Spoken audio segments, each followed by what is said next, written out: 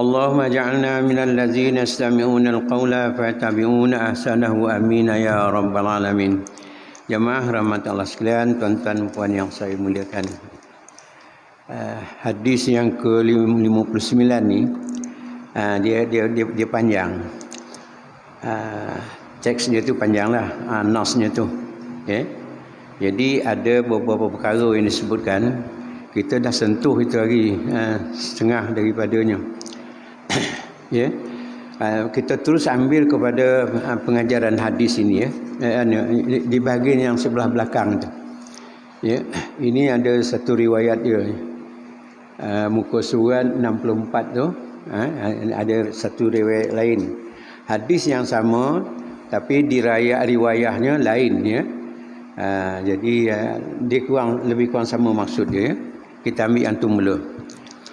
Wa qawluhu dafa'allahu ila kulli muslim yahudiyan aw nasraniyan fa yaqulu hadza fakaka minan nar. Ma'nahu ma jaa fi hadis Abi Hurairah radhiyallahu anhu li kulli ahadin manzil fil jannah wa manzilu fil nar wal mu'min idza dakhala al jannah khalafahu al kafir fil nar li'annahu mustahiqqu lidzalika bi kufrihi wa ma'na fakakuma annaka kunta mu'ridan fa yaqulu lidukhulin nari hakadha fakaka li anna Allah ta'ala qaddara lin nasi adadan yamla'uha fa idza dakhalaha kufaru bizunubihim wa kufrihim saru fi ma'na fakaka lil muslimin wallahu alam. Ini riwayat ini mengatakan kebaikan yang dibuat oleh orang Islam tu ada kaitan dengan kekufuran orang yang tidak beriman. Jadi bukan maknanya kekufuran tu melibatkan orang Islam, tidak. Tapi kekufuran mereka itu memberikan banyak manfaat kepada orang Islam. Cuba kita tengok nanti ya. Akan dihuraikan lagi. Katanya, kata riwayatnya yang Abu Hurairah itulah. Dafa'a ila akhirih tu, dafa'a Allah ila kulli muslim yahudiyan nasrani itu perkataannya hingga akhir. Kata-kata yang macam itu apa maksudnya? Ya. Terdapat dalam hadis Abu Hurairah radhiyallahu, setiap seorang ada mempunyai tempat tinggal di syurga dan neraka. Itu ya. Jadi siapa yang akan tinggal di syurga dan siapa yang akan ditempatkan dalam neraka. Maknanya setiap orang tu ada. Ya. Jadi kalau dia dah ditempatkan dalam syurga, tak adalah ke dalam neraka. Ditempatkan ke dalam neraka, dia tak adalah tempat dalam syurga. Siapa dia dan bagaimana keadaan itu boleh berlaku ya? Kita tengok di sini ya.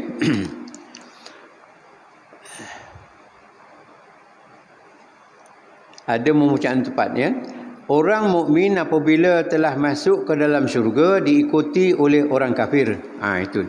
Ini program Allah Subhanahu Wa Taala. Orang mukmin pergi ke dalam syurga. Lagi jemaat itu disebutkan pintu Ar-Rayyan. Pintu Ar-Rayyan ni salah satu pintu apa nama itu yang digunakan khusus bagi orang yang berpuasa ya. Bagi orang yang berpuasa. Jadi lain daripada yang tidak berpuasa dia tidak menggunakan pintu itu ke dalam syurga. Ar-Rayyan ya. Itu sebut dalam hadis kerana itu khusus bagi orang-orang yang berpuasa. Puasa yang macam mana? Yang dikatakan tadi, yang dikatakan dalam kutubah itu apa dia? Man shama Ramadan imanan wa ihtisaban ghufira lahu ma taqaddama min dzambih. Ya. Siapa yang berpuasa dalam bulan Ramadan, dia berpuasa imanan wa ihtisaban, ya. Dengan penuh yakin, dengan penuh taat kepada Allah Subhanahu Wa Taala, menerima tanggungjawab itu, ya, dengan sebaik-baiknya dan dilaksanakan. Dia juga dia kata ihtisaban, ihtisamin hisbah. Hisbah ni maknanya berkira-kira sangat, ya, berkira-kira sangat. Apa yang dikira-kirakan? Supaya puasanya itu tidak berlaku kerosakan. Ini ada kaitan yang kita sebut seminggu sebelum puasa, dan dalam halaqah yang macam ni juga, ya, dalam halaqah yang macam ini, pertemuan kita dalam majlis ilmu yang macam ini ada disebutkan, iaitu saumul khususul khusus, ya, puasa orang yang khas lagi khas, puasa khusus lagi khusus. Puasa tu dah okey dah elok, tapi ditambah baik lagi dengan yang lain. Macam mana dia punya maksud dia berpuasa. Segala peraturan puasa tu dipatuhi. Tak payahlah sebut apa yang batalkan, apa yang boleh, tak boleh dan sebagainya. Tuan-tuan semua dah maklum sangat dalam hal ini. Dalam pada itu dia berjaga-jaga, ya, supaya ibadah pahala puasa ni, ganjaran puasa itu tidak cacat, tidak ada melakukan kerosakan. Jadi dia mengambil kira sangat benda itu. Itu dia katakan hisbah, ihtisaban, ya. Jadi imanan wa ihtisaban, berpuasa dengan penuh ketaatan, yang dikatakan berdisiplin betul-betul dia di situ. Kemudian dia hisbah, menjaga, mengira, ya, daripada mula berpuasa, ya, pagi itu, ya, hinggalah ke ghurub matahari. Jadi dia berniat malam. Puasa ni lah satu ibadah yang tidak sama dengan ibadah lain. Apa tak samanya? Berniatnya lain masa dia, tapi perbuatannya menyusul kemudian. Kalau mengikut kaedah berniat dalam apa dikatakan oleh fuqaha, ahli-ahli fiqh, dia kata an-niyah an-niyah muqtarinun bil fi'li. An-niyah, niat itu muqtarin, disertakan dengan perbuatan. Kita sembahyang Allahu Akbar, masa takbiratul ihram tu, dan masa itulah kita berniat, berdiri betul, langsung lakukan. Tak ada tempoh, tak ada tangguh, tak ada gap antara niat dengan perbuatan itu. Kita ambil wuduk, Bismillahirrahmanirrahim, nawaitul wuduk listibahatis salah. Saja ke wuduk, untuk melakukan sembahyang. Lepas wuduk naik atas masjid sembahyang. Begitulah. Tapi puasa niatnya malam. Ya, malam. Sepanjang-panjang malam tu. Bermula malam tu bolehlah dia berniat dah. Tapi kita supaya maknanya pasti betul-betul kita berniat, itu budaya kita. Lepas tarawih, lepas witir, kita pun sama-sama Bismillahirrahmanirrahim, nawaitu samawadin, sampai akhir. Ya. Niat dah sudah. Lepas tu kita balik makan itu apa, sungai tidur, mimpi. Ya, mimpi, kalau nak mimpilah. Lepas tu tunggulah fajar, barulah dilaksanakan, ya. Itu dia. Itu puasa maknanya nombor fi'li. Tapi ibadah lain tidak. Jadi balik kepada tadi tentang ke syurga dan ke neraka, pintu ar-rayyan yang disebutkan tadi. Jadi bila mana seorang muslim itu, seorang mukmin itu ke syurga, sama ada dia sebagai kapasiti orang yang berpuasa ataupun yang bukan berpuasa kerana ibadah-ibadah lain, tapi dia ke syurga juga. Pada masa itulah maknanya juga dihalaukan. Itulah maknanya. Dihalaukan ataupun diburu lah orang kafir ini ke dalam neraka. Jadi yang ini ke syurga, golongan ini ke neraka. Itu yang dikatakan di sini, ya. Tadi masuk ke dalam syurga dan diikuti oleh orang kafir untuk masuk ke dalam neraka. Itu sunnah Allah Subhanahu Wa Taala. Apa sebab, ya? Kerana bahawasanya memang hak mereka dalam neraka dengan sebab kekufuran mereka. Jadi hak mereka itulah dia, ya. Dah ditentukan. Kalau dia beriman, taklah pergi ke situ, ya. Kemudian dalam hadis itu disebut lagi, ya, bila dah ke dalam syurga itu, ya, wa ma'na li'annahu mustahiqqu lizalik, itu hak mereka, ya. Pasal apa? Al-kafir finnar tadi, orang kafir dalam neraka tadi, ya, bi kufri, dengan sebab kekufurannya. Wa ma'na fakakuka annaka kunta mu'radan lidukhulin nar, ya. Fakakan ni maknanya pemisah, ya. Pemisah, dipandukan, ya. Allahumma inni as'aluka fika raqabati minan nar. Kita baca setiap malam ni sekarang, ya. Allahumma inni as'aluka, sesungguhnya aku mohon padamu ya Allah, as'aluka, apa yang dipohonkan, faka kalimah, Allahumma inni as'aluka faka minan nar, apa namanya tu, supaya dilepaskan, lepaskan ataupun nak katakan dibebaskan, ya.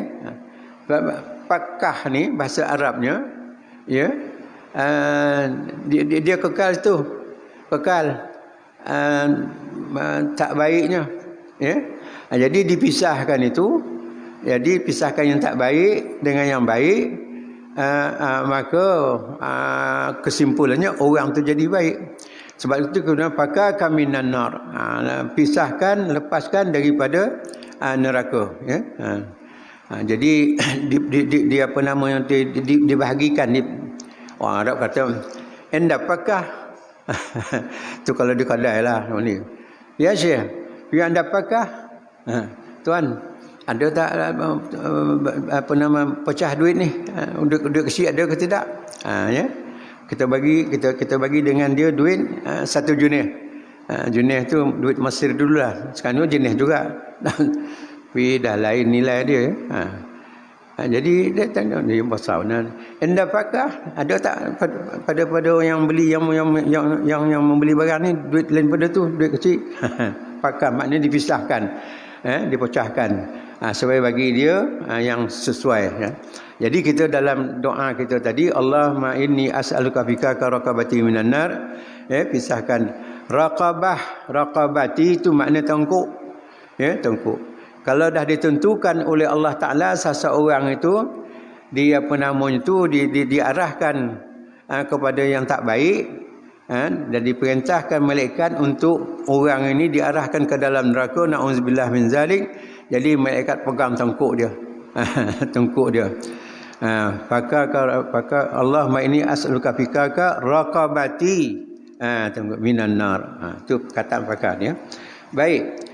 Dah disebutkan di sini tadi orang Islam masuk ke dalam syurga dan orang kafir masuk ke dalam neraka kerana kekufuran mereka itu, ya.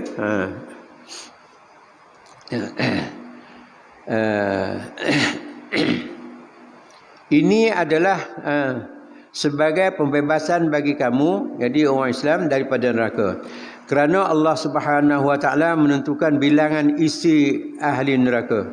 Jika dimasukkan orang-orang kafir dengan sebab dosa-dosa mereka ataupun kekufuran mereka tadi, maka berarti pada hari itu menjadi pembebasan terhadap kaum muslimin daripada siksaan neraka. Wallahu a'lam. Artinya ada kesan, ya, kepada orang Islam, apa yang dijadualkan oleh Allah Ta'ala, dibahagikan oleh Allah Ta'ala, ya, ke dalam syurga dan juga ke dalam neraka, ya. Jadi kita fahamlah ada kaitannya, ya, yang kita ke dalam syurga ni dan mereka ke dalam neraka itu tadi, ya.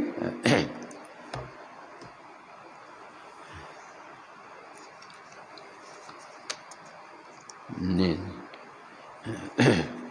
Antara intipati hadis ini ialah setiap dosa orang-orang Islam akan diampun oleh Allah dengan syarat. Jadi pengampunan itu berlaku ataupun terhasil kepada orang Islam yang buat salah ini Apa syarat dia? Tidak tidak menyengutukan dengan suatu. Jadi syirik ni dah selalu kita sebut ya. Amalan syirik memang satu kesalahan besar yang tidak ada peluang untuk dimaafkan ya. Innallaha la yaghfiru man yushraka bihi wa yaghfiru ma duna zalik, itu disebut dalam Al-Quran. Sesungguhnya Allah Subhanahu wa taala tidak mengampunkan orang yang melakukan syirik dan sedia memberi pengampunan kepada lain daripada amalan syirik. Jadi kalau amalan syirik ada peluang untuk diampunkan ya, dengan berbagai-bagai cara lah ya. Itu dia. Orang-orang kafir adalah tebusan bagi orang Islam. Pakah tadi ya, pakahkan di akhirat kelak, dan mereka akan dimasukkan ke dalam neraka. Macam mana mereka tu menjadi tebusan kepada orang Islam? Ini dah disebutkan ya. Waktu tajuk hadis mengikut variasi yang ini, qauluhu, katanya, dafa'allahu ila kulli muslimin yahudiyan aw nasraniya ya. Jadi Allah Subhanahu wa taala ya, apa nama tu apa nama dia,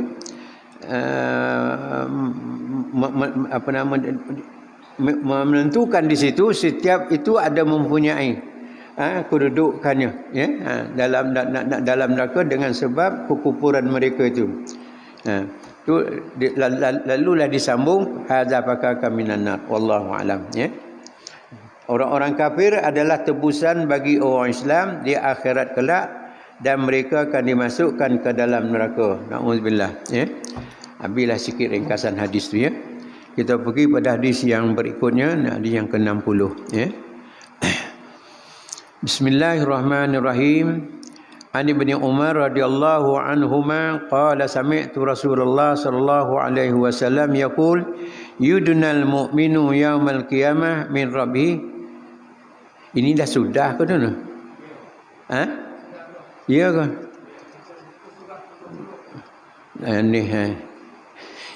Ini baru perasan Jadi sekarang ni kita yang mana? 70. Allah, Datuk Abu, terima kasih banyak. 70 hadis panjang ni. Inilah dia hadis panjang. Katakan tu yang baru kita kita sebut itu hari. Yang itu hadis panjang juga. Panjang dia punya teks lah nasnya tu. Allahu akbar. Yang ianya mata pun tak tentu mana. Balik tarawih pukul 10 makan itu ini cerita lah tadi. Sudah tu tidur lah. Tidur lebih kurang dalam tak sampai sejam. Terkenang ada tugasan daripada pihak IPT ya, pengajian tinggi, kena siapkan dalam masa 2 hari ni. Bangun. Tak ada tidur daripada apa nama tu pukul 1 tu sampailah ni. Jadi mamailah sikit kasut. Aduh ya. Latih benar tu tidaklah. Itulah. Tak tugas sebenarnya. Jadi muka surat 70 tu ada ni. Faqadimatil Madinah pada khaltu alaihi faqultu ya Rasulullah ata'rifuni qala na'am. Ya. Jadi individu yang mendengar Rasulullah sallallahu alaihi wasallam di Makkah, itu mula kita sorot balik, reverse balik ke belakang. Mendengar Rasulullah di Makkah diceritakan oleh satu orang, individu tu begini. Muhammad tu begini. Oh, dia minat sangat kalau dapat nak berjumpa.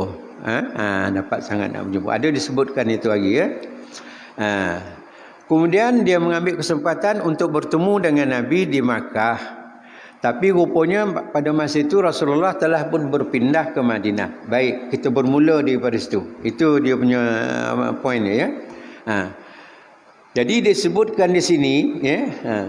Faqadimtul Madinata padakhaltu alaihi, maka aku sampai di pergi ke Madinah dan terus dakhaltu alaihi itu maknanya bertemu ya. Kalau dia dalam majlis, masuk dalam majlis itu untuk bertemu dengan Nabi dan sebagainya ya.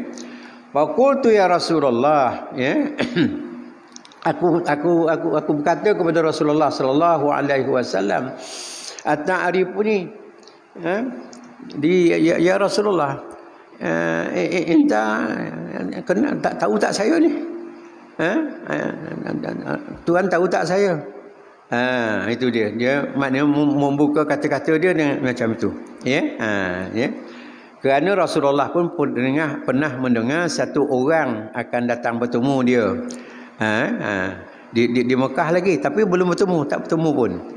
Jadi Rasulullah pun pindah. Maknanya cerita orang tu nak bertemu dengan dia ada dalam ingatan Rasulullah sallallahu alaihi wasallam. Itu cerita, tengok dulu dia. Qala, jawab Nabi, "Na'am, ya. Antal ladzi laqiyani bi Makkah." Engkau yang bertemu dengan aku di Makkah. Ada sempat bertemu rupanya di Makkah, ya. Qala faqultu ya Rasulullah. Dia berdialog lagi dengan Rasulullah sallallahu alaihi wasallam. Qultu ya Rasulullah, wahai Rasulullah, akhbirni amma 'allamakallah wa ajhalahu. Wa ajhalah. Ceritakan tentang berita ni, khabarkan kepada aku, perkara-perkara yang Allah Subhanahu wa taala ajar engkau. Akhbarni bima amma 'allamakallah. Jadi ceritakan pada saya, orang ini mohon pada Rasulullah apa yang Allah Taala dah sampaikan kepada Rasulullah sallallahu alaihi wasallam. Memanglah banyak perkara. Semua hal-hal kehidupan kita ni sebagai seorang Islam itu Allah Taala dah sampaikan pada Rasulullah sallallahu alaihi wasallam. Dari segi akidahnya, dari segi akhlaknya, dari segi amalan ibadah dan sebagainya, dari segi muamalah kehidupan harian, dari segi pergaulan kita, dari segi pentadbiran, dari segi mengatur masyarakat Islam itu sendiri dalam bentuk kenegaraan, itu semua tak ada terkecuali. Memang Allah Ta'ala dah sampaikan. Jadi dia disebut cara umum, khabarkanlah pada saya apa yang Allah Ta'ala dah sampaikan, dah ajarkan pada engkau ya Rasulullah. Wa ajhaluhu, kerana aku tak begitu tahu, aku faham, aku jahil dalam hal tu, katanya. Akhbirni minas salah. Jadi dia pun memperincikan sikit apa yang Allah Taala sampaikan pada Rasulullah ini. Dia ambil dari segi ibadah, ibadah. Khususnya sembahyang. Itu yang dia nak. Tak ada banyak benar dah. Sembahyang. Akhbirni anis salah. Ceritakanlah, khabarkan kepada aku ni daripada tentang sembahyang tadi, ya. Apa nama ni?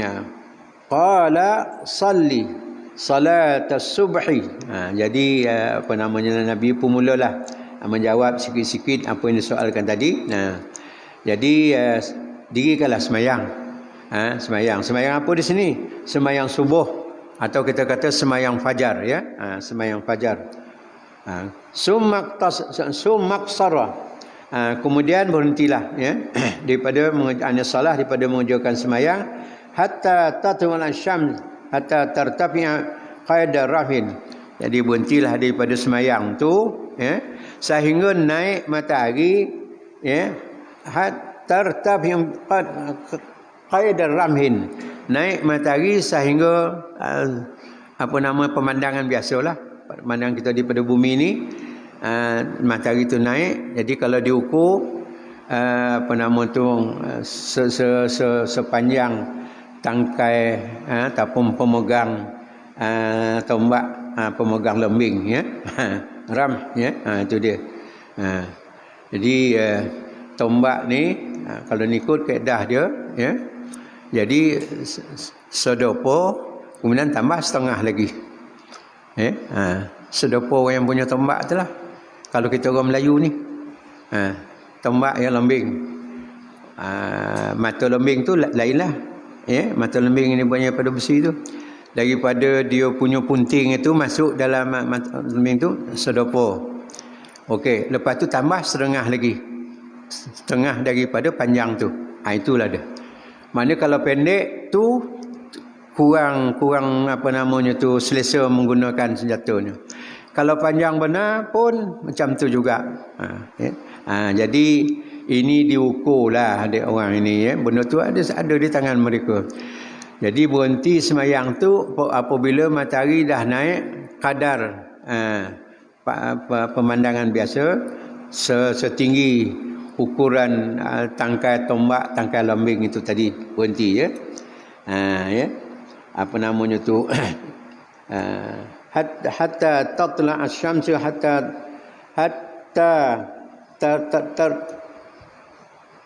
apa nama tu tartafi'a ya qadar ramhi tadi. Fa innaha tatlu bainal qarnaini syaitan. Jadi sampai masa itu berhentilah semayang kerana waktu tu tak sesuai lagi. Tak sesuai lagi untuk melakukan sembahyang ya. Jadi disebut dalam hadis ni itu waktu macam berada di antara dua tanduk syaitan ya. Karena ini syaitan. Tu dia. Makna tak baiklah. Tu dia. Baik, itu yang diajarkan oleh Rasulullah kepada orang ni tadi. Tentang ibadah sembahyang subuh ya. Wa hina idzin yasjudu lahul kafir. Masa itu juga biasanya orang-orang kafir sujud pada Allah Ta'ala. Sujud cara dia lah. Sujud kepada Allah. Bukan, saya apa? Sujud dalam ibadah mereka. Ibadah yang diliputi oleh unsur-unsur kekufuran tadi. Jadi kalau orang Islam sama sekali melakukan ibadah, jadi seolah-olahnya masa yang macam itu tak begitu baik kerana orang ini pertama sekali dikatakan tadi sebagai antara dua tanduk syaitan. Kesempatan itu digunakan oleh orang kafir untuk beribadah bagi mereka. Baik, jadi berhentilah, itulah maksud kata Rasulullah. Lepas tu dia sambung balik, summa salli fa inna salata mashhudun mahduratun hatta yastaqilla zalla birramhi ya. Kemudian lepas tu kamu semayang lagi ya. Kerjakanlah seterusnya semayang balik sehingga bayang-bayang tombak yang didirikan tadi yang digunakan sebagai ukuran itu tadi ya, menjadi sedikit lebih daripada bayang-bayang daripada apa namanya batang tu. Maknanya ini menunjukkan masuk waktu zuhur. Bahasa tu buah-buah tu lah, berkelok-kelok ya. Kan dulu kita sebelum apa namanya tu, sebelum kita semayang, belum ada jam, belum ada apa semua sekali, menggunakan apa nama bayang-bayang objek yang kita lakukan.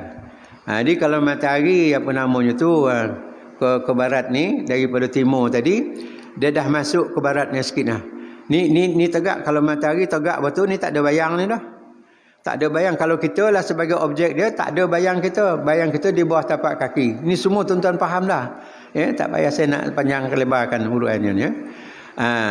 Tapi kata Rasulullah, bukan waktu itu kau menunaikan sembahyang yang dikatakan tadi.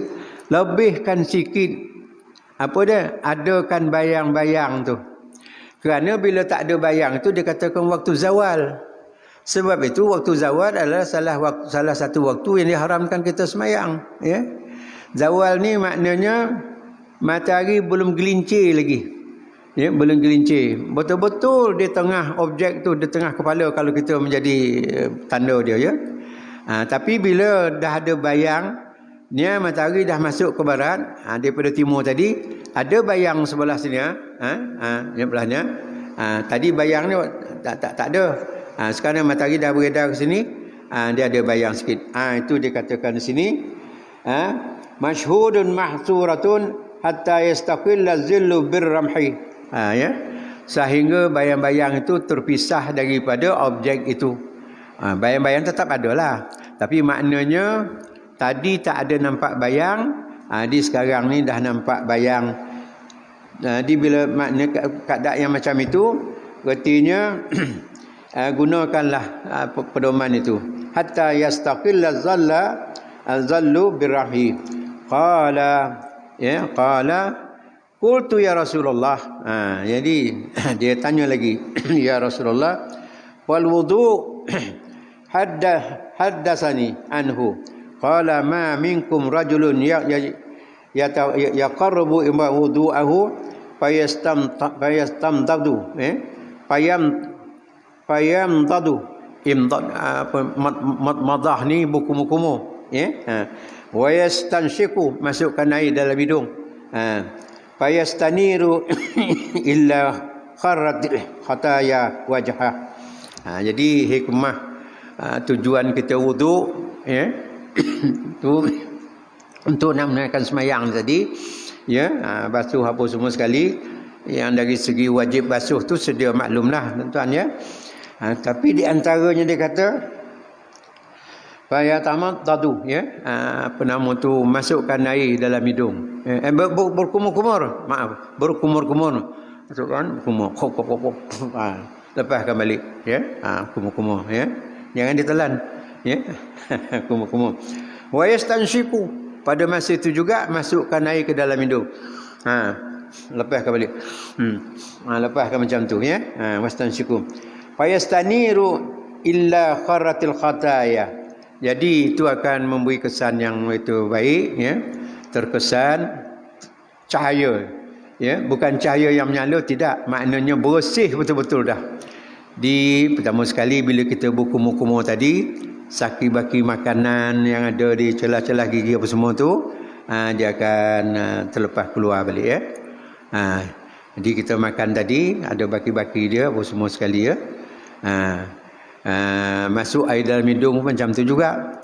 Jadi kita menyedut udara, walaupun ada penapisnya, dia punya injap dan penapis bulu hidung itu, sebab tu bulu hidung makruh kalau dicabut, cabut, tapi kalau yang menyuluh keluar tu, kalau cabut-cabutlah.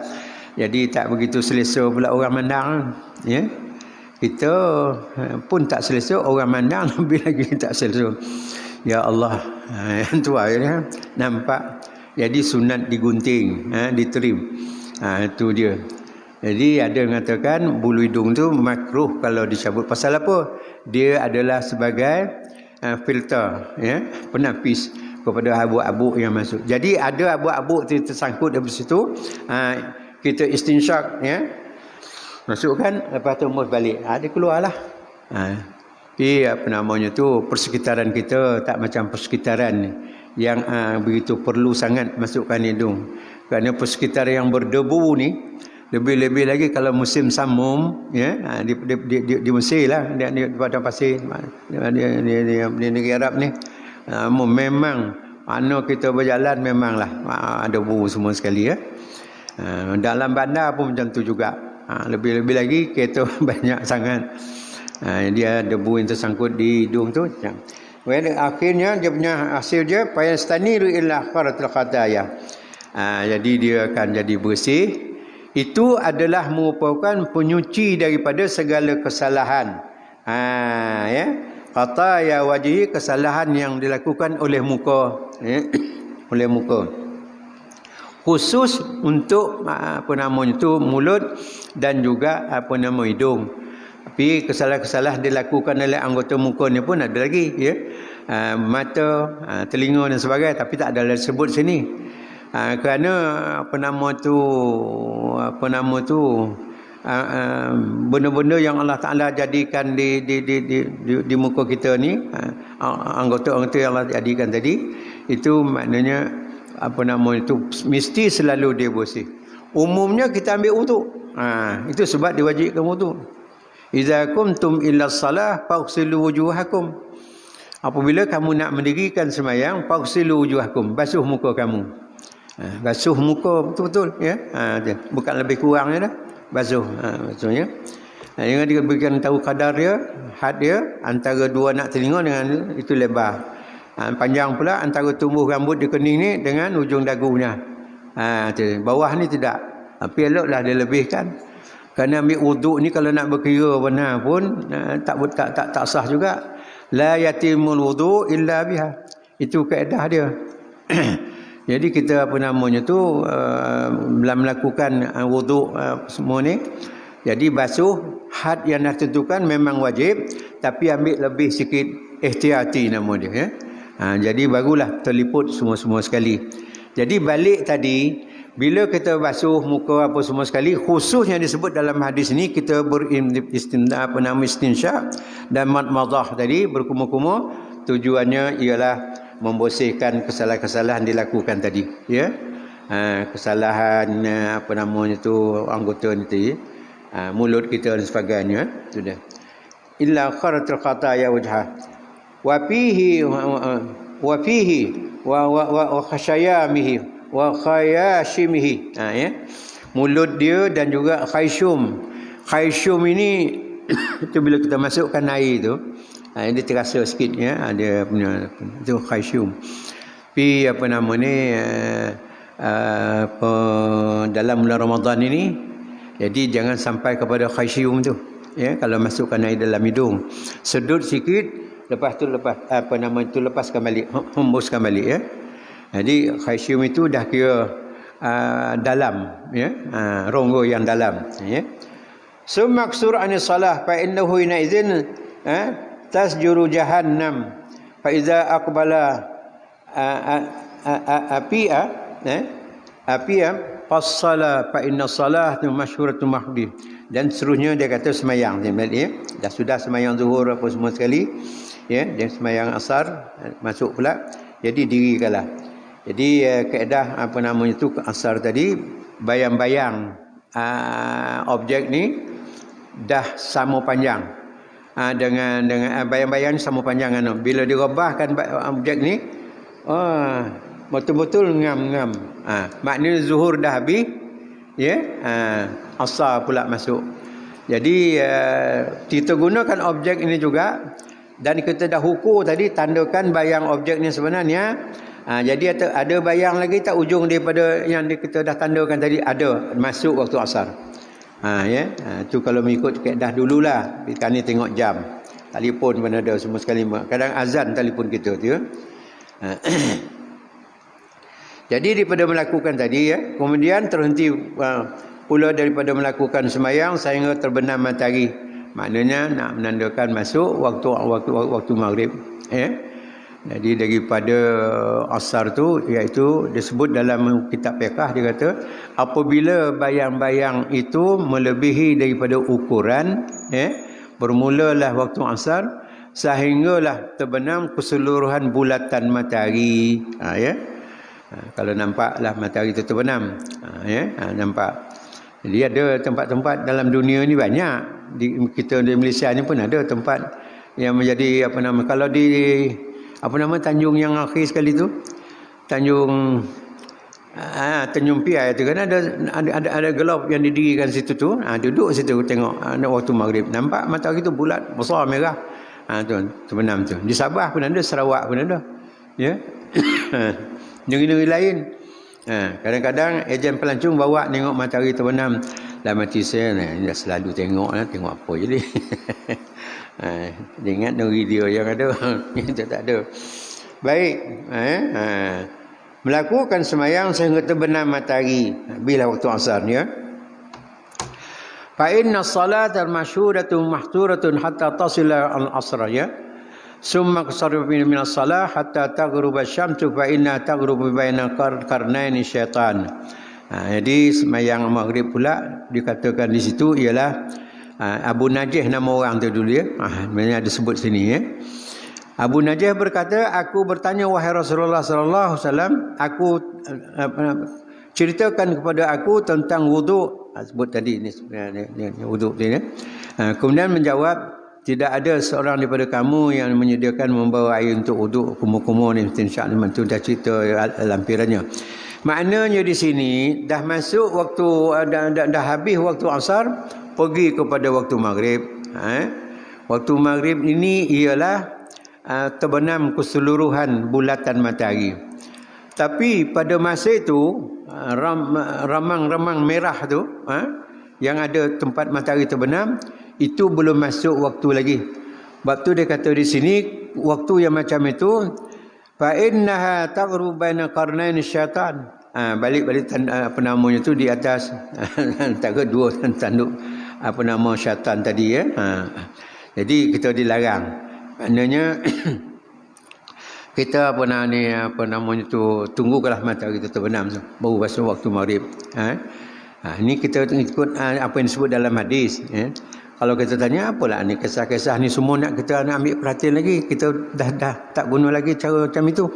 Kita dah zaman sekarang, dah zaman digital ni. Jadi ini hadis menyebutkan ya. Kemudian bila dia wuduk tadi summa yaksil baina yadayhi ila mirfaqain ila kharati khataya yadayhi. Ya. Dia sambung balik tentang wuduk ni. Iza kumtum ila salah faghsilu wujuhakum wa aydiyakum ilal marafiq. Itu disebut dalam Quran. Basuh keseluruhan muka kamu bila kamu nak semayang tadi ya. Wa aydiyakum ilal marafiq, dan dua tangan kamu sehingga ke siku. Sampai ke siku ya. Jadi basuhlah ni seelok-eloknya. Macam ini, air datang daripada ujungnya sini. Tapi kalau paip tu rendah, tak boleh lah ya. Kita macam ni lah pula. Macam ni boleh. Tapi kaedah yang sebenarnya dia kata basuh daripada anamulnya, ujung jarinya sampai kepada siku kita ni ya. Tu bahkan dalam ayat mana dia kata macam tu ya. Faghsilu wujuhakum wa aydiyakum ilal marafiq, dan dua tangan kamu sehingga ke siku. Ya, sehingga ke siku. Tetapi di situ tidak mengatakan wajib ya. Semua aulawiyah, keutamaan. Jadi dalam tafsir itu maksudnya ialah keutamaan. Seelok-eloknya kalau tempat tu sesuai untuk kita berwuduk daripada tadahkan air tu ya, semua sekali. Ya. Kalau air anu tu lah. Tapi kadang-kadang kita cedok apa ya, gunakan timur pun boleh macam tu lah ya. Kadang-kadang kita gunakan getah penyambung kepala paip rumah kita tu dalam bilik air kita tu. Terpulanglah kebijaksanaan ya. Dia kata tujuannya tu ila kharratil khataya yadaihi min anamilhi ma'al ma'.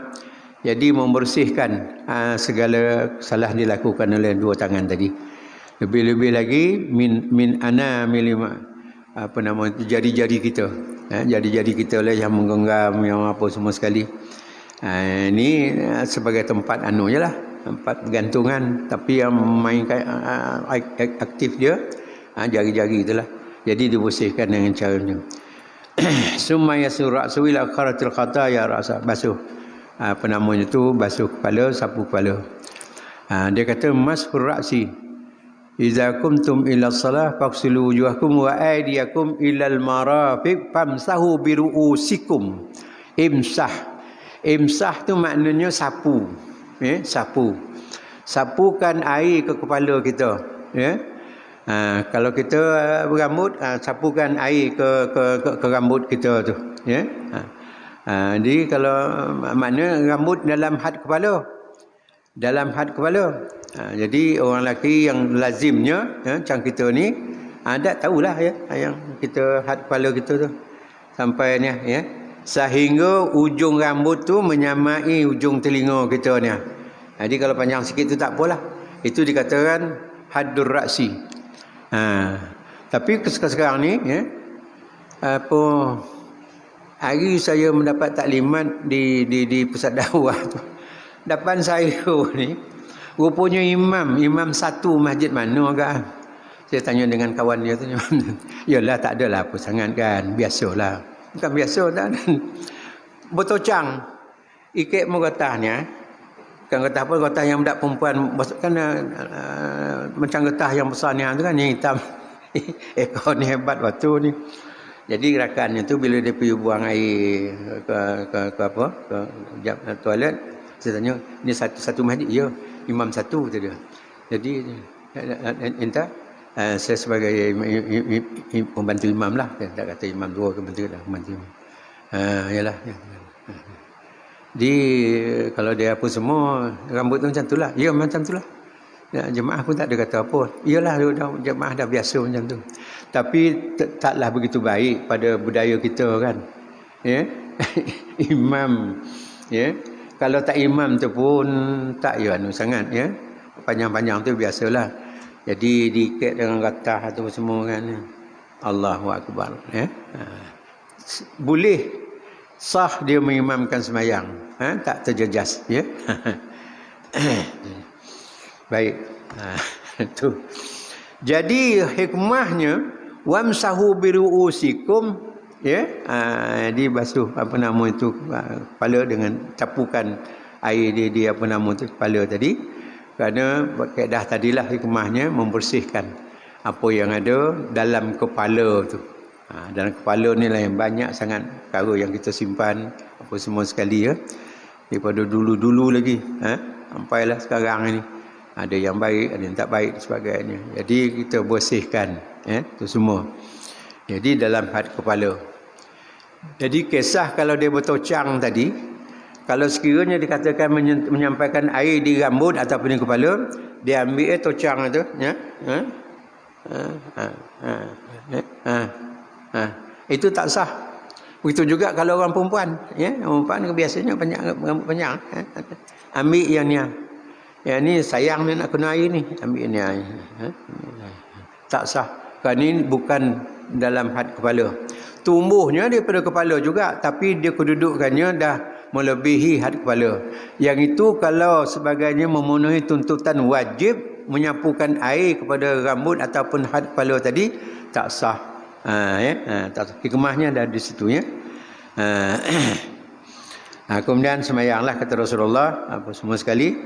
Wahwa apa nama tu saya ringkaskan hadis fa in huwa qama fasalli fahamidallah wa asna alaihi wa majjadahu billazi huwa lahu ahl wa far'a qalbahu bihi ta'ala illa sarfani min qati'at kahayati yawmin walad ummuhu.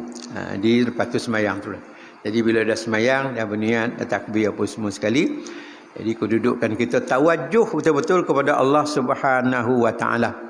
Keseluruhan kalau boleh ya. Memang kita nak seboleh-bolehnya macam itu. Jangan kita merewang fikir tu apa semua sekali. Kalau semayang isyak ni terfikir yang pagi tadi berlaku macam ni, asar tadi macam ni, pergi pasar Ramadan macam ni, tengok orang ramai apa penguat kuasa apa namanya bertindak macam-macam lah. Semua terakam dalam kepala, terkenang dalam semayang isyak. Semayang isyak ataupun mana-mana semayang. Itu kalau boleh tidak sampai apa yang dimaksudkan sini. Dia memisahkan daripada apa yang dia dah rakamkan siang tadi yang tak sesuai dibawa dalam semayang ni, semua dipisahkan. Jadi dia dapat tawajuh benar-benar kepada Allah Subhanahu wa taala ketika itu. Itulah yang seelok-eloknya. Bahkan pada masa itulah keedahnya dia bersih daripada segala kesalahan. Ukuran orang seseorang tu bersih daripada dosa dan kesalahan ini pada umumnya lah kaya miwaladun ummuhu ya, macam dia tu baru dilahirkan daripada kandungan mak, kandungan ibu. Jadi baby kanak-kanak yang baru lahir dia tak ada apa salah. Tak ada salah. Sebab tu dikata budak-budak ni bersih macam kain putih. Bila tu terpulanglah pada dua ibu bapanya nak mencorakkan. Corak merah ke, corak kuning ke apa semua sekali kalau color lah. Tapi makna corak itu nak dibentuk apa nama saksiah dia, akhlak dia. Cuma disebut in kana yahudiyan atau nasraniyan atau musyrikin. Tu dia sama ada dia apa nama tu nak dibentukkan Yahudi ataupun Kristian ataupun syirik ataupun musyrik yang syirik kepada Allah Taala. Itu terpulanglah ya. Terpulanglah. Jadi ibu bapa yang mencorak, pandai-pandailah ya. Jadi ibu bapa mesti ada pedoman untuk nak mencorakkan saksiah peribadi anak-anak ni. Jadi kalau dapat dicorak dengan baik itu eloklah. Tapi masa dia lahir tu dia tak ada apa salah apa-apa pun. Jadi itulah ukuran orang tu jadi bersih daripada salah macam dia lahir daripada kandungan mak dia dulu. Seboleh-bolehnya. Sebab itu kalau dah pergi haji, ya, pergi haji adalah satu daripada kaedah untuk mendapatkan matlamat ini. man hajja wa lam yarsuh wa lam yahsub min dhunubihi kharaja min dhunubihi kayaumi walad ummuhu. Siapa yang mengerjakan haji, tidak ada kefasikan, tidak ada kerosakan apa semua sekali, ya, tidak ada perkara-perkara yang penama itu membatalkan, mencederakan amalan haji itu, jadi eloklah. Itu dikatakan haji mabrur, ya. Ni kalau ada unsur-unsur macam itu haji yang mardud, ya, tertolaklah. Dapatlah tengok Makkah, tengok Madinah, pergi ziarah Rasulullah. Oh, tu dia rupa Kaabah, tahu. Tapi tujuan pergi dulu macam mana?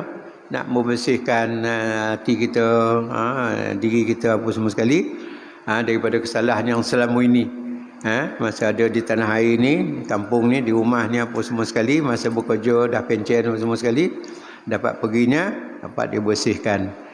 Ya. Man hajja wa lam yafsuq wa lam yarfus, ya. Dia tidak melakukan benda yang fasik. Yarfus ini biasanya percakapan, ya. Jadi kalau bercakap di sana pun lantang-lantang macam sini je, komen itu komen ini, komen biasa tu okeylah. Tapi kalau mengumpat orang, ya, duduk dalam kemah di Arafah, ya, patutnya kalau ada tasbih tu gundal ke lah, tasbih tu baca-baca kalau mau mana wukuf tu dah. Ini cerita lain, ya, cerita lain, ya. Saya ada satu orang daripada Kuala Pilah, sebelah saya lah, sebelah saya duduk, dia pun dah meninggal pun, ya. Apalah cerita ni Pilah ni bawa ke sini, ya, cerita orang Tekunuri gulai tak cukup lah apa, la ilaha illallah, saya katakan lah mati saja. Dia bawa cerita duduk dalam kemah di Arafah, perempuan, ya, buat, ya. Jadi ialah berasing tapi dekat dengan apa nama dengan apa nama tu pemisah antara lelaki dan perempuan. Itu terang tu, ya. Saya tahu dia memang situ sebab sebelum duduk tu apa nama ustaz duduk mana? Saya senior. Ni saya kenal orang ni. Ya, dia saya senior. Soro tu pun saya dah kenal dah. Lepas tu dah mula tu lah pada bunian wukuf semua tu elok lah. Tapi agak dah latih ke apa ke, cerita lain. Nak mau apa nama, nak menghilangkan penat. Tapi cerita tu tak patut tu. Umpat kaji benda tu, ya. Jadi dia buat kenduri, dia gulai tak cukup. Orang tak dapat makan, tak nak makan nasi je lah. Sampai Arafah cerita tu dibawa, ya. Baik. Jadi kalau bersih daripada dosa ni, macam orang tu darikan daripada ibu. Faja'an Umar bin Abbasah bihadzal hadis Aba Ummamah sahibu Rasulullah sallallahu alaihi wasallam, qala lahu Abu Ummamah, ya Umar bin Abbasah, ya, wa Umar, wahai Umar bin Abbasah, zur ma taqulu ma fi maqami wahidin yu'ta hadzal rajul, faqala Amr, ya Aba Umamah, laqad kabirat sunni waraka azami waqtaraba ajali wa ma bi hajatan azkari an akzib ala Allah Ta'ala ala Rasulullah sallallahu alaihi wasallam. Diringkaskan cerita. Ya, dah sebutkan tadi tentang ibadah apa semua sekali, ambil sembahyang.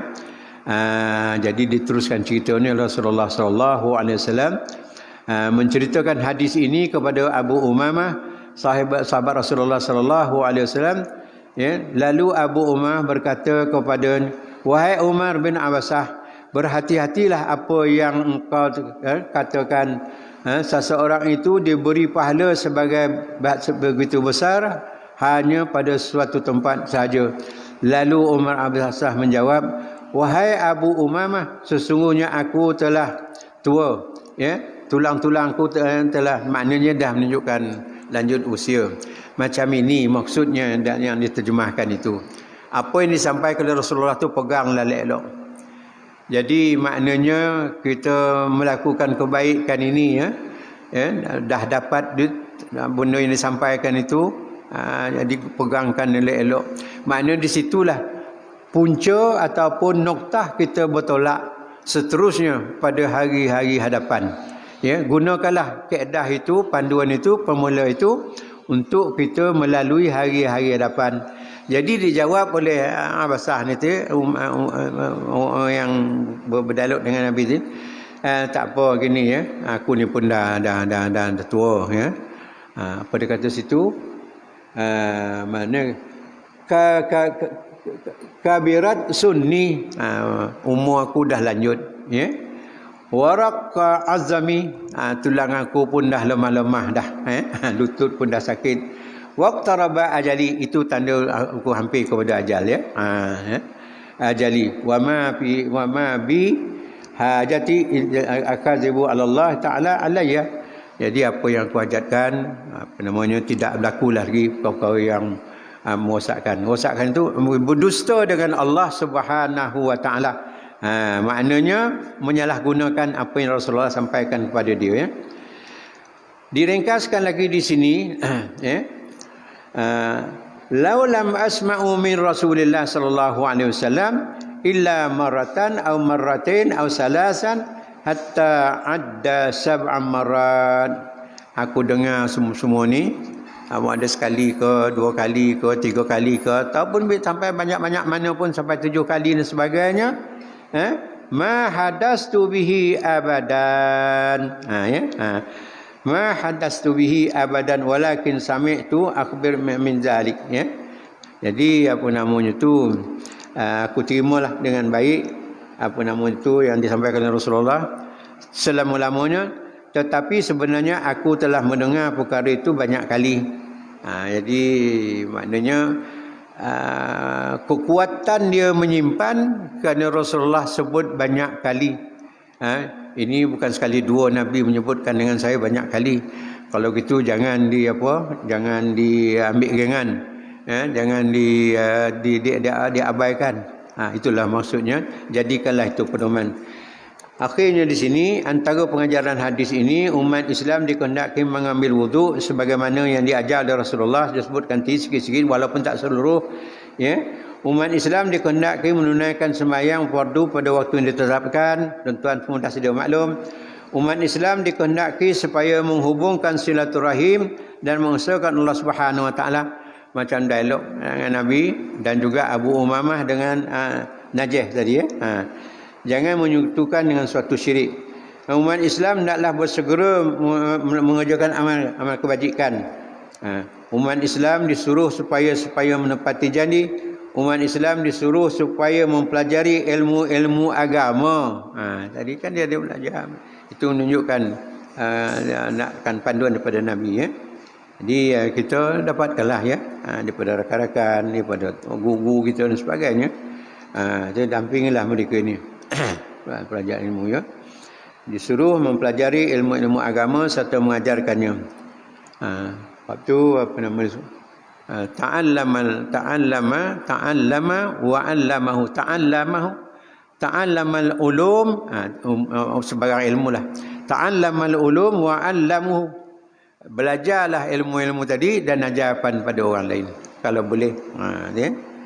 Itu dia ya. Jadi kalau ada kemampuan ini, itu salah satu benda yang akan berhubung dengan kita bila kita meninggal dunia tadi. Yang lain tak ada dah. Jadi dia ada 3 amal jariah.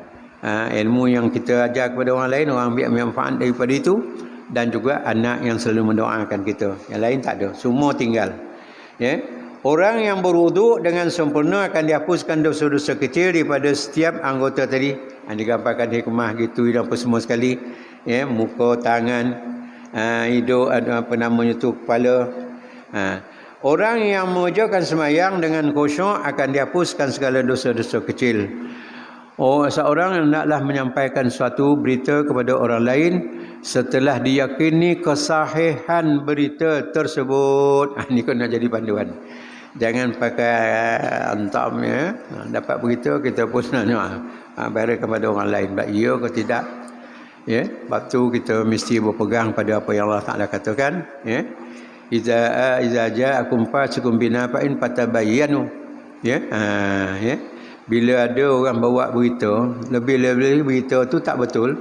Bila orang yang bawa yang tak betul, maknanya tak begitu sahih ni, orang jahil, orang fasik lah. Jadi kalau dia milih betul-betul apa semua, dia tak pasti. Ni dia bawa semua-semua sekali. Allah Ta'ala sebut fasikun binaba'in dengan berita tu. Fatabayanu, tanggungjawab kita mendapatkan penjelasan. Tabayun itu. Kalau tidak, memberi mudarat kepada kita. Sekian saja untuk pagi ini. Wallahu a'lam. Ya, sikit yang disampaikan walaupun tak begitu tersusun sangat. Ya, terasa letih sikit lagi ni. Ya, tu dia. Allahu akbar. Bismillah. Ada nak tanya Yusuf? Ya. Air yang masih basah anggota berwuduk boleh kita keringkan dengan rap. Ini tengok apa namanya tu, ada tempat wajib dilap, tempat bukan tempat wuduk tu, situasi di mana kita berwuduk. Kerana kalau tak dilap, dia akan memberi kesan pada kulit dan juga apa nama tu anggota kita. Di negara kita ini suasana macam ini dikira makruh, ya. Sebab dia kalau mau benar tu dah berada di situ kering, ya. Tinggal lagi dah ambil wuduk, lepas tu kita nak sarung baju, di gini-gini itu boleh. Tapi jangan menggunakan kain, ya. Menggunakan kain ataupun nak sebarang tuala dan sebagainya. Selelok-eloknya lah. Tapi kalau sekiranya ada masalah, air ni jangan mengalir tempat yang tak boleh kena air, boleh dilap, boleh apa nama tu. Tapi negara-negara sejuk, di Moskow umpamanya, di Rusia, pernah pergi Rusia, ya. Oi, ya Allah, Akbar, ya. Air yang keluar daripada paip tu berasap. Elok ya kita letak tangan situ. Ya. Jom sekali. Air itu panas. Panas.